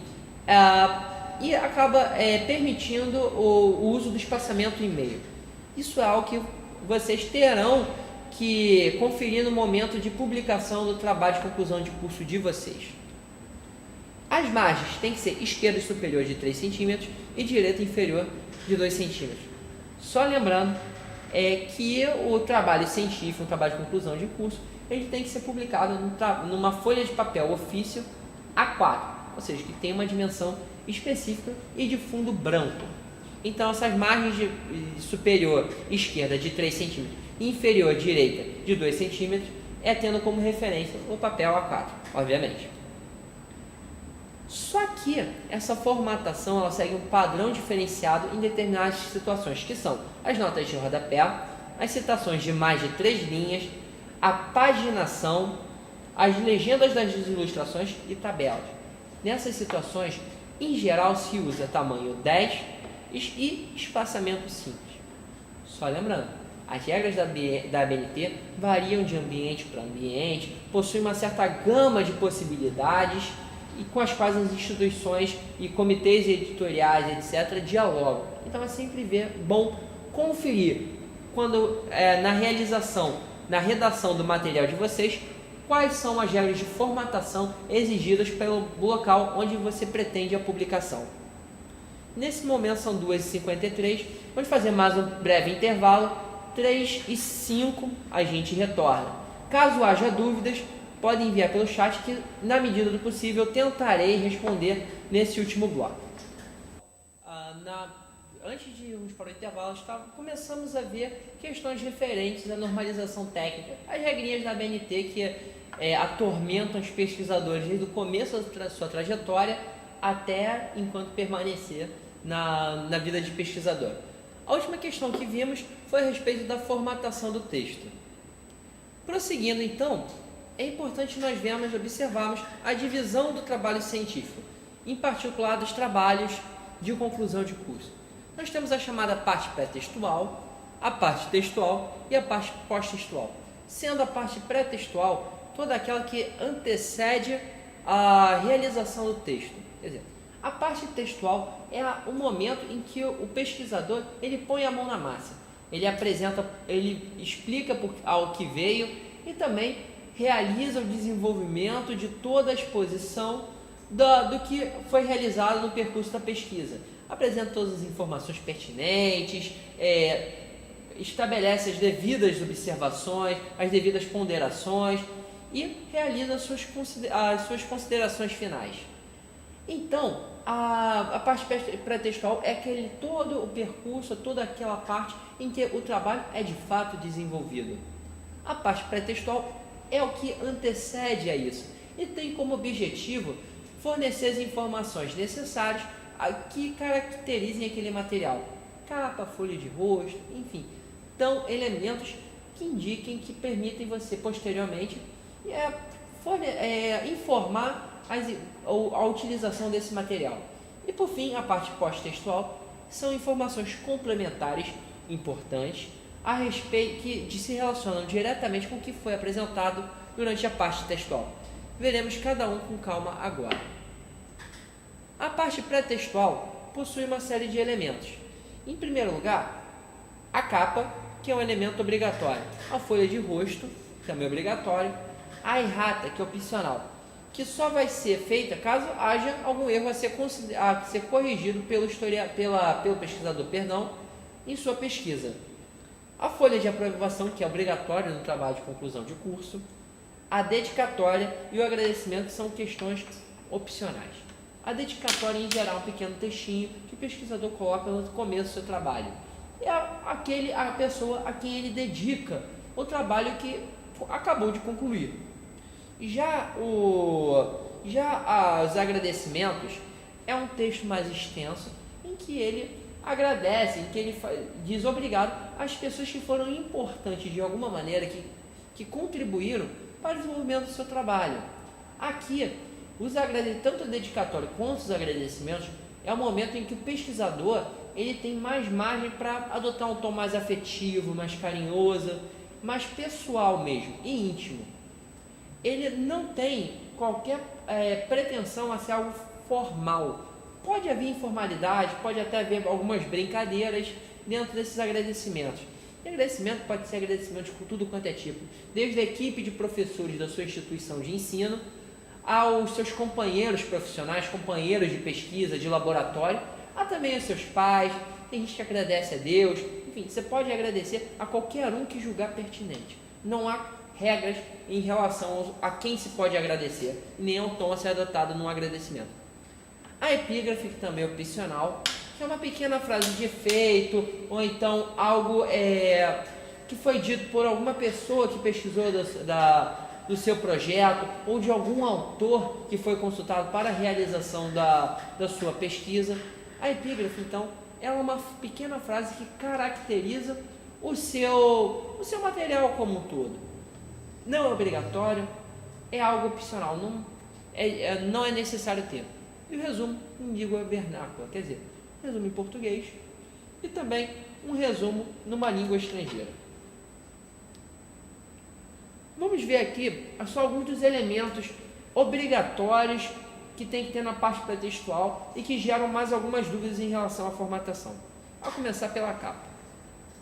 A capa ela deve conter, primeiramente, a instituição, o nome do autor do trabalho, o título e, se houver, subtítulo, a cidade de publicação e, por fim, o ano. As informações têm que ser apresentadas necessariamente nessa ordem. Habitualmente, algumas instituições exigem que haja um logo da instituição ou que tenha alguns tipos de informações mais específicas na capa, ou mesmo adota uma capa padronizada para se levar numa papelaria para apresentar o material na forma de uma brochura. Enfim, vocês têm que observar quais são as regras requisitadas pela sua instituição, porque isso varia muito de local para local. Nós também temos a folha de rosto. A começar, a folha de rosto ela deve conter o nome do autor, o título e, se houver, subtítulo, um parágrafo com a natureza, o objetivo, a instituição e o curso do qual veio. Aqui só explicando, natureza se é dissertação, se é tese, se é monografia. O objetivo é para obter que grau? O grau de mestre, o grau de bacharel, o grau de doutor, a instituição, que é qual universidade, instituição de ensino, programa de pós, e o curso de letras, medicina, psicologia, qual é a área no qual esse trabalho está sendo produzido. O nome do orientador, a cidade e, por fim, o ano. A folha de rosto, então, ele lembra bastante a capa, mas ela vem após a capa e tem umas pequenas mudanças aí em relação à sua caracterização, à disposição das informações. A folha de aprovação. A folha de aprovação é algo fundamental no trabalho de conclusão de curso. Ela é uma parte burocrática e, portanto, obrigatória do material de conclusão.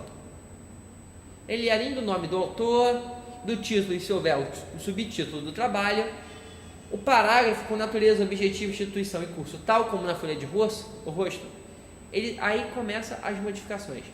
Precisa ter a data ao qual o trabalho foi apresentado. E também tem que ter a indicação da banca examinadora. Quer dizer, quais são os professores que compõem a banca de examinação? Afinal, o trabalho de conclusão de curso é um instrumento de avaliação, e também tem que ter um espaço para que esses professores que compõem a banca de examinação, a examinadora, possam assinar. Afinal, ela tem essa função burocrática. É onde a banca examinadora vai escrever que seu material foi aprovado e, portanto, você está apto a obter o título pretendido. Prosseguindo, nós temos a parte pós-textual. A parte pós-textual também possui uma série de características, série de elementos que são obrigatórios e opcionais. Em relação ao material obrigatório, as referências, ao final do texto, a primeira coisa que deve ser apresentada é a relação de livros, de artigos, de textos que foram consultados para a elaboração daquele trabalho de conclusão. Em seguida, os demais aspectos, eles são completamente opcionais. O glossário, que são os índices de conceitos e palavras que podem gerar maiores complicações. O apêndice, que são textos complementares, que complementam as informações presentes no trabalho. Os anexos, que são material que vem muitas vezes destacado, documentos que vêm destacado da parte textual, justamente para facilitar a consulta do leitor aquelas informações na medida em que avança a leitura daquele material. E por fim, um índice, que é uma espécie de índice remissivo em que tem as palavras, os conceitos importantes para a compreensão daquele trabalho e o número da página onde essas palavras estão utilizadas. A paginação, ela também é uma questão importante avaliada pela ABNT. Existem normas sobre como dispor a informação do número de páginas num trabalho de conclusão. A paginação, a contagem do número de páginas, ela começa após a folha de rosto. A folha de rosto ainda é página 0 dentro dessa contagem. Só depois que avançar a página de rosto é que começa a contabilização das páginas. Na parte pré-textual, a paginação tem que estar em algarismo romântico. A partir daqui vocês vão observar que a regra para a paginação vai se complicando, vai se complexificando um pouco, gradativamente. Então, pré-textual, você ainda não começou o seu texto, até o final da primeira página, após a folha de rosto, a última página do sumário, tem que tudo estar em algarismo romântico. Só que, quando você avança para a parte textual, a contagem recomeça. A primeira página da parte textual, a primeira página, portanto, após o sumário, ela volta a ser o número 1. Não importa onde parou o sumário. Se o sumário parou na página 15, não importa. A primeira página da parte textual é 1 de novo. E para complicar ainda mais, se na parte pré-textual a numeração tem que estar em algarismos romanos, já na parte textual e na pós-textual, ela tem que estar em algarismos indo-arábicos, ou seja, nossos números habituais. E para complicar ainda mais, como se já não complicasse o suficiente essas regras de paginação, a primeira página de cada capítulo não pode apresentar números. E por fim, o número da página deve sempre constar no canto superior esquerdo. Ou seja, não é em qualquer lugar que a informação a respeito da numeração da página tem que estar. Não pode estar na parte inferior e nem na direita ou centro. Tem que estar na superior esquerda necessariamente. Ora, por conta dessas mudanças de tipo de algarismo, do fato de a primeira página de cada capítulo não poder ser numerada e a contagem recomeçar logo após a parte pré-textual, isso causa muito problema para as pessoas, para os pesquisadores, porque o Word, o Microsoft Office, que é o documento, é o programa mais utilizado para a redação de trabalhos científicos, ele possui, apesar de possuir recursos para manter todo esse material unido num único arquivo e paginado da maneira certa, em conformidade com a ABNT, esses recursos não são óbvios, são muito obscuros, que ficam escondidos nos diversos menus do Office. Infelizmente, não há tempo disponível nesse curso para explicar como realizar a paginação num único arquivo da maneira correta.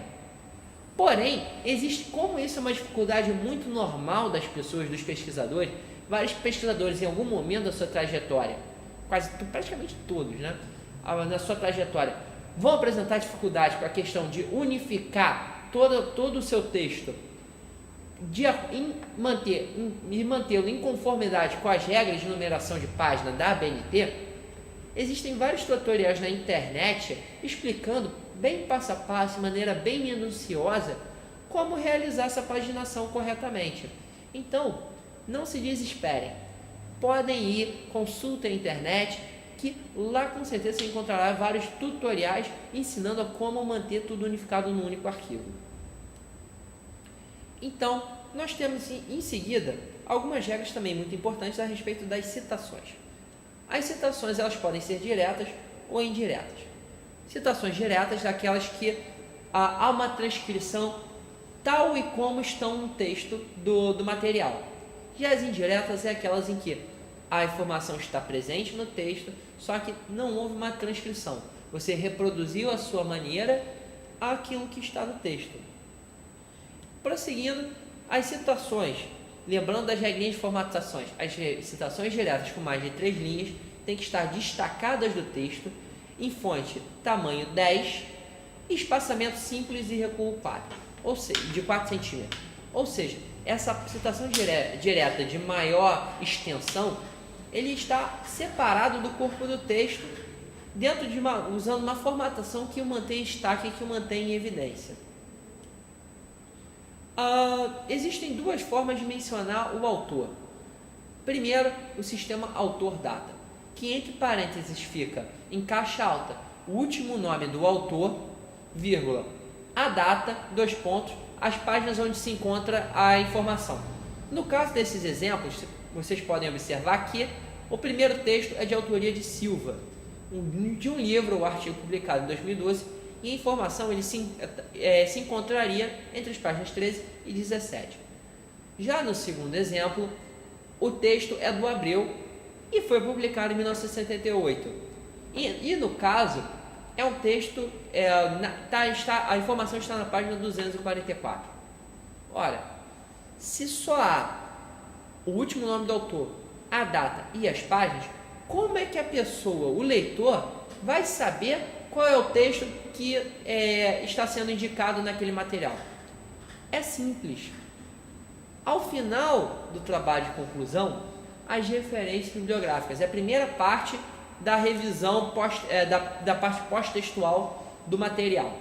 Então, o leitor vai ver o último nome e vai procurar a referência ao final. Pelo último nome, em seguida vai observar um ano e vai cruzando as informações, ele consegue chegar à origem primeira dessa informação. Outra forma de se citar é através da referência bibliográfica completa em nota de rodapé.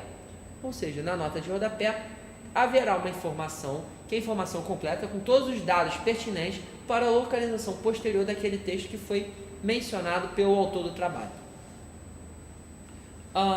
Para começar, a referência de livro. Nós vamos ver como é que funciona as regras de referenciação de material propriamente dito. Primeiro, as referências de livro. A referência de livro ela segue esse esquema. Primeiro, o último nome do autor, em caixa alta, vírgula, os primeiros nomes. Podem estar abreviados em formato de sigla ou não. Em seguida, o título. Esse título necessariamente tem que estar em itálico ou em negrito. Portanto, o título é para ficar destacado. A cidade e a editora, vírgula, o ano. E o que acontece? Temos aqui algumas observações. Em primeiro lugar, se o autor do material for espanhol, o nome que tem que estar em caixa alta no começo da referência são os 2 últimos.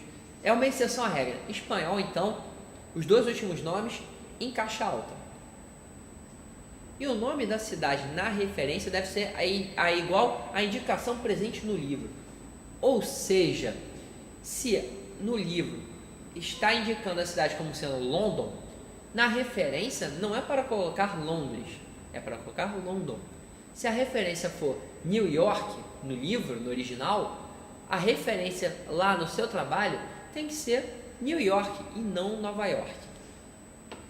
E também não deve constar nomenclaturas corporativas na indicação da editora. O que isso significa? Que coisas como edições, editora, sociedade anônima e etc., qualquer coisa que diga a natureza da empresa, não deve constar na indicação, na referência. Por exemplo, você não vai citar o caso da editora portuguesa Edições 70. Não é Edições 70 que cita, é 70. Não é Editora Globo, é apenas Globo. Então, cuidado, não use essas nomenclaturas corporativas ao indicar a editora. Isso é proibido pela ABNT. Referência de capítulo. Aqui nós temos dois exemplos. Primeiro, um texto do Mazzini, Alimentação e a Medicina no Mundo Antigo. Então, primeiro, são as informações referentes ao capítulo em específico. Em seguida, nós colocamos um IN e temos uma informação a respeito de em qual livro consta aquela informação, aquele capítulo, perdão.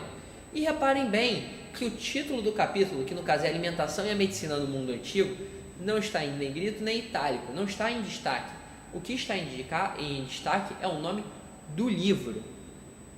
Outra informação que é importante destacar que está nessa referência, que o Flandrin e o Montanari, que são os organizadores do livro, ao final tem um orgs entre parênteses, que é a abreviação de organizadores.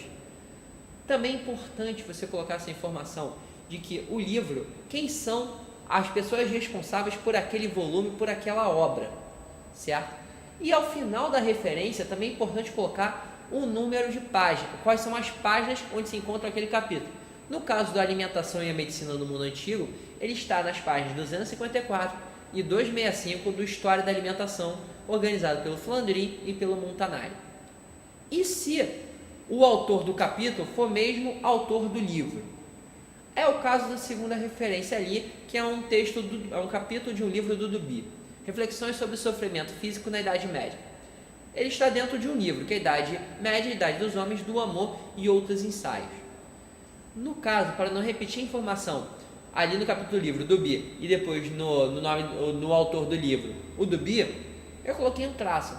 Esse sublinhado em referência significa que é o mesmo autor citado anteriormente. Então, se eu coloquei o traço ali, antes do nome do livro, é porque o autor do livro é o mesmo autor do capítulo. Artigo de periódico científico já possui uma regra bem diferente. Você coloca o último nome caixa alta, vírgula, os primeiros nomes, caixa baixa, em seguida o título do artigo, ponto. O título do artigo não é para estar em destaque. O que vai estar em destaque é justamente a primeira informação que vem depois, que é o nome da revista. No caso, essa revista é a revista Domingo, por isso está em negrito, vírgula, a cidade de publicação dessa revista, que no caso é o Rio de Janeiro, seguido das informações de volume e número. Volume não necessariamente toda revista tem, mas toda revista, por ser um periódico, tem o seu número de publicação. Isso tem que constar na referência. Também as páginas em que aquele artigo se encontra naquele volume e número da revista. No caso, o Emprego dos Sonhos está entre as páginas 30 e 36. E, por fim, um ano de publicação. Trabalho para obtenção de grau já tem uma forma de referenciação bastante diferente. A começar, vamos ver aqui esse exemplo, que é um material chamado Máscaras Interícias Tucuna, possibilidades de estudo de artefatos de museu para o conhecimento do universo indígena. O subtítulo, reparem bem, não entra em negrito, só o título. Após a informação, a primeira informação que entra após o título e o subtítulo é um ponto e o ano de publicação daquele material. Ponto, o número de páginas, que no caso, esse 102F indica que são 102 páginas esse material. E em seguida, a natureza daquele material, se é dissertação, se é monografia ou tese, no caso é uma dissertação. E entre parênteses, o objetivo e a área de especialização daquele material. No caso do objetivo, o curso é de mestrado e a área Ciências Sociais. Fechando os parênteses, há um travessão e a instituição no qual aquele material foi apresentado. No caso, Fundação Escola de Sociologia e Política de São Paulo. Por fim, o local de publicação e o ano. Reparem bem como é bastante extensa a forma de referenciação de um trabalho de conclusão de curso. Nós temos algumas siglas que são utilizadas, são previstas na ABNT, para caso não conheçamos as informações sobre um determinado material. O SL a gente coloca no lugar da cidade quando não sabemos onde o material foi publicado. SN, quando não sabemos a editora. SL, SN, é quando ambos são desconhecidos. 2000 ou 2001 é quando há duas alternativas de anos e nós não sabemos qual deles exatamente é que foi publicado o material. 1900, no caso, um ano e um ponto de interrogação. É quando há a data provável de publicação. No caso ali, a gente pensa que muito possivelmente o material foi publicado no ano de 1999. Quando está entre colchetes em um ano, significa que você possui informação da data certa. Só que essa data correta, ela não está indicada no material. Não está indicada. Aqui sabemos que, no caso, o livro foi publicado em 1993, mas não há no material que consultamos a data exata. Quando utilizamos o entre e colocamos duas datas, e aí no caso 1906 e 1912, é para pequenos intervalos em que sabemos que aquele material foi publicado, no caso menores de 20 anos. Aqui o material foi publicado possivelmente entre 1906 e 1912. CA ponto e o ano entre colchetes significa que é a data aproximada. Nós não temos certeza quando foi publicado, mas temos mais ou menos uma estimativa. 1900, quando ao ano e ao último número está um traço, é porque é a década correta. Se, entretanto, estiver um ponto de interrogação, é porque é a década provável. A mesma coisa com século. No caso, nas duas últimas informações, tem o 18 e dois traços. Significa que, provavelmente, que com certeza foi publicada no século XIX. Mas se houver um ponto de interrogação, é porque provavelmente foi publicado no século XIX. Nós não temos certeza. Veremos algumas abreviações previstas em ABNT, em sua maioria para evitar repetição de palavras. O IBID e o IBIDEM, que é uma das principais. Ora, só um parênteses aqui. Tanto o IBID quanto o IBIDEM significa a mesma coisa. No seu material, quando você for começar a fazer a redação do seu trabalho de conclusão de curso, você tem que optar. Ou você vai padronizar utilizando somente o IBID, ou vai utilizar apenas o IBIDEM. Ou um ou outro, não pode alternar.